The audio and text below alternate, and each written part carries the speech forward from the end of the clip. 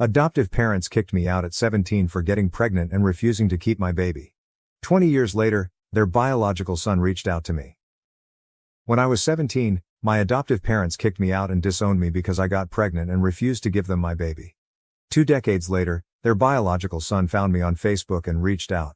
I was just 4 years old when I lost my parents in a tragic car accident. I don't remember much about the crash itself, just that one moment I was in the back seat and the next time I opened my eyes, I was in a hospital. Waking up to a world of nurses and doctors was terrifying for me as a child. I remember a CPS worker sitting beside me, explaining that my parents had died and I would need to stay with another family for a while. It was all so confusing and overwhelming. After that, I went through a series of foster homes, none of which ever felt like home. When I was 5, I was finally placed with Lorraine and James, who had been eager to have a child of their own.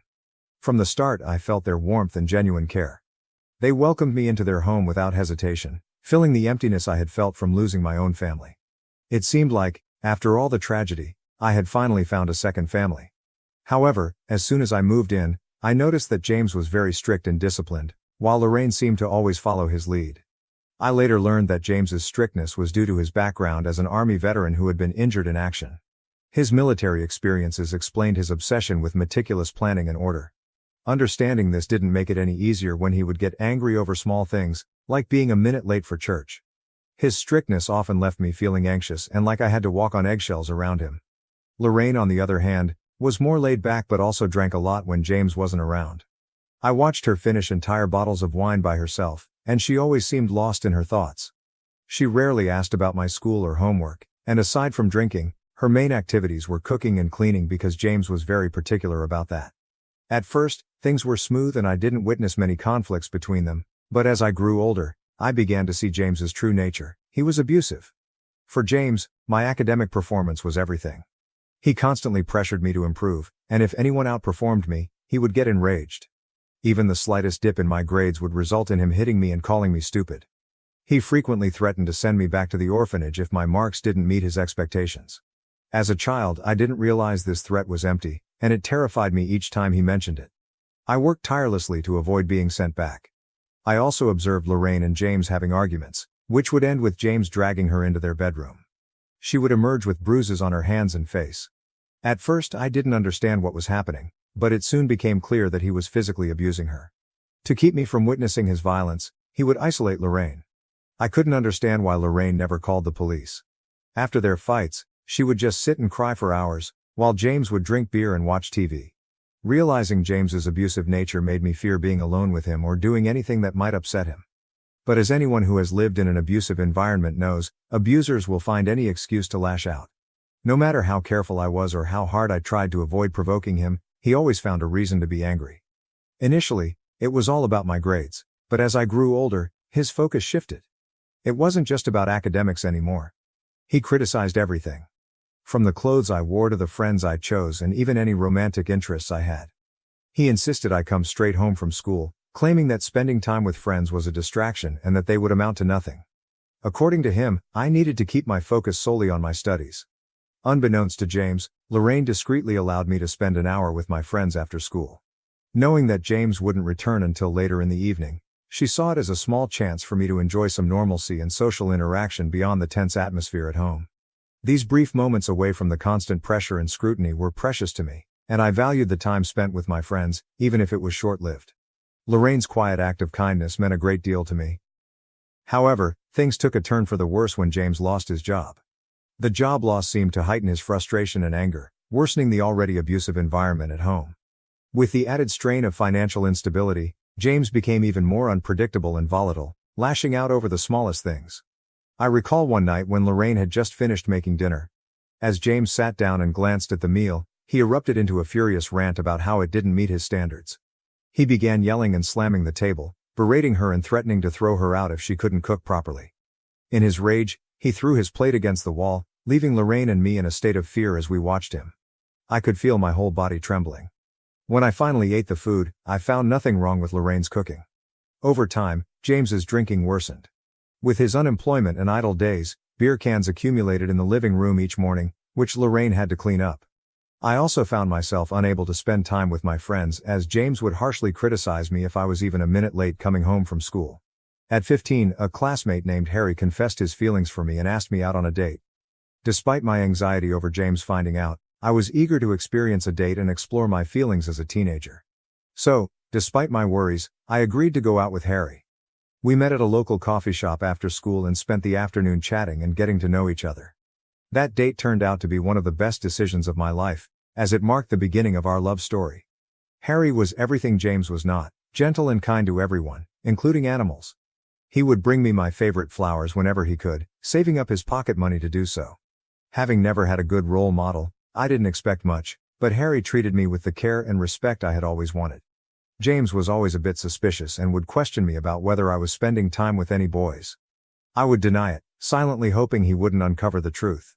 Fortunately, not having a phone meant there were no incriminating texts he could discover. Harry and I took great care to keep our relationship private, even avoiding telling our friends to prevent any gossip.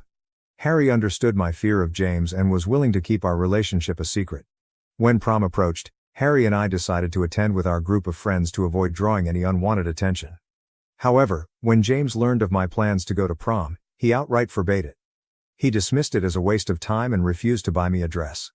I didn't really care about the dress. I just wanted to enjoy the evening with my friends. I begged him to let me go, reminding him of my good grades and how I had met his expectations. He scolded me, belittling my friendships and insisting that prom was insignificant. Lorraine disagreed and argued with James, believing there was no reason for me to stay home while my peers enjoyed themselves. James insisted that teenagers lacked a sense of right and wrong and that he wouldn't allow me to go out simply to have fun when I could stay home and be safe. Despite my pleas and attempts to explain how important this event was to me, he remained resolute, dismissing my feelings as trivial. He even threatened to lock me out if I tried to sneak out for prom. On the night of the dance, I was the only one who stayed behind, spending the evening crying alone in my room. I was growing increasingly weary of living with James. After high school, it became even harder to see Harry since I wasn't allowed out and didn't have a phone. I asked James for a phone, but he insisted I didn't need one at my age. I argued that I'd be going to college and that everyone had a phone, but he said I'd have to buy one myself if I wanted it. That's when I decided to get a part-time job. Though the pay was modest, it allowed me to earn some money and gain a bit of independence. It also meant I could spend time with Harry without James finding out, using work as an excuse while I met up with him. Eventually, I received the incredible news that I had been accepted into an Ivy League university with a full scholarship. This was a significant accomplishment, as no one from my town had ever achieved it before. James took it upon himself to brag about my success to anyone who would listen, proclaiming how proud he was of me. Despite his constant boasting, he never actually congratulated me personally. Instead, acting as though my achievement was a reflection of his own success. After receiving my college acceptance, I felt an enormous sense of relief. At last, James had nothing to complain about, as I had fulfilled his greatest dream by securing a spot in a prestigious college with a scholarship. With my job and academic success, he couldn't label me as lazy anymore. His newfound satisfaction led him to agree to buy me a phone and allowed me to use the money I earned from work for college expenses. He even permitted me to hang out with my friends after work. For the first time, I felt like I could enjoy life a bit, just like everyone else. Harry and I knew we'd be separated when we went to college, but we promised to meet up whenever we could. Our intimacy was careful and limited, with both of us taking precautions. A couple of weeks later, I began experiencing unusual symptoms that resembled those of my period, but without actually having it. Being perceptive, I sensed something was wrong with my body, and I found myself craving food at odd hours. Panicking, I told Harry that I needed to take a pregnancy test, and he agreed. I took 3 tests, all of which came back positive. The shock was overwhelming, and I collapsed on the floor, crying uncontrollably. It felt like I was living through one of my worst nightmares. Harry tried to comfort me, but I was trembling with fear. I knew that if James discovered I was pregnant, especially right before college, he would react with unimaginable anger. Harry reassured me that the decision was entirely mine and that he would support me no matter what. He suggested talking to his parents first and then approaching James together to prevent any violent reactions. Given my difficult home situation, Harry was genuinely concerned for my safety. His parents were incredibly understanding. His mother embraced me and comforted me, saying that such things happen to many people and not to worry too much. They agreed to come to my place to help break the news to James. When Lorraine and James were informed of the pregnancy, they were utterly shocked. Lorraine asked me twice if I was certain, and I confirmed with the results from multiple tests. James, however, erupted in anger, accusing me of being a product of his reluctance to adopt children from strangers, citing their unpredictable nature. He hurled a barrage of insults at me, claiming I had ruined my life. Harry's parents tried to calm James down, but he directed his fury at them, blaming them for the situation and appearing ready to physically confront Harry, who sat quietly in the corner. Overcome with emotion, I started crying and told James that I wasn't planning to keep the baby, so he had nothing to worry about. I assured him that everything could return to normal, and I would still go to college as planned. At that point, Lorraine asked to speak with James privately. They left the room while I sat there, crying and anxiously fidgeting. Harry's parents looked at me with sympathy. When Lorraine and James returned, Lorraine's words struck me like a tidal wave. She proposed that we didn't necessarily have to give up the baby, suggesting that I could carry the pregnancy to term and then transfer my parental rights to them. I sat there in stunned silence as Lorraine stressed that the child was a gift from God and urged us not to consider other options. James supported Lorraine's view, suggesting that this arrangement would be ideal, especially since Lorraine was already pregnant herself. His words left me completely bewildered, and I struggled to grasp what he was proposing. James revealed that Lorraine had only recently discovered her pregnancy and had kept it private while processing the news. With my own pregnancy, they now saw an opportunity to raise both children together as siblings. The shock of their suggestion left me speechless, grappling with the gravity of their proposal and the unexpected turn of events. Harry's parents were equally stunned and quickly expressed their disapproval. However, James interrupted, asserting that the decision was not theirs to make, and looked at me expectantly, waiting for my response.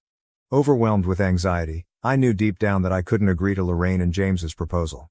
The idea of giving up my child to be raised in an environment reminiscent of my own troubled upbringing was unbearable. Although Lorraine had shown herself to be a caring mother in many ways, I couldn't ignore the fact that she couldn't shield herself from James's behavior, let alone ensure my child's safety.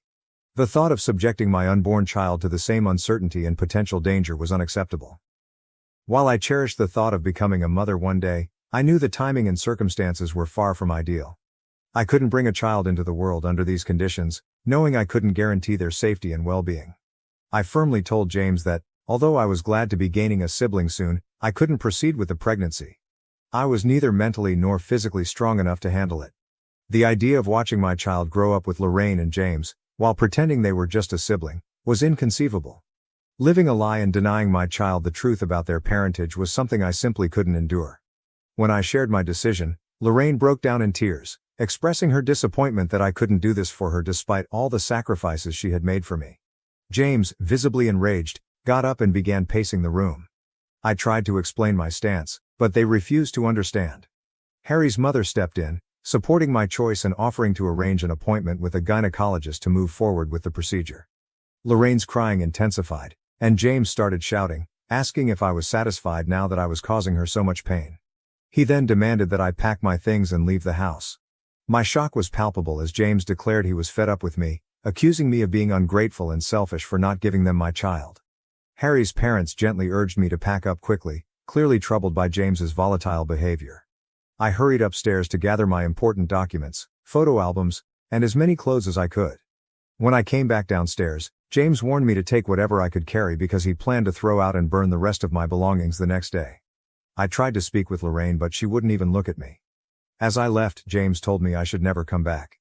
I was bewildered and heartbroken, unable to understand what I had done to warrant such ruthless rejection. Harry and his parents generously offered me a place to stay, and I returned to their home. The following days were a blur as they took me to the gynecologist, where we scheduled the necessary procedure.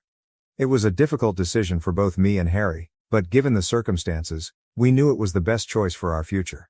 After the procedure, I spent a few days recovering with Harry by my side, offering unwavering support. He and his parents were incredibly kind and did everything they could to help me through this challenging time. Throughout this ordeal, James and Lorraine never reached out to me. When the day came for me to move into college, I texted James, hoping he might have forgiven me by then. Instead, he responded with harsh words, calling me a failure and a disappointment and accusing me of turning into a prostitute. He said he didn't want his biological child to end up like me. His cruel message cut me deeply, and I cried for hours. They had been the only parents I knew, and now, with their own children on the way, they had severed ties with me.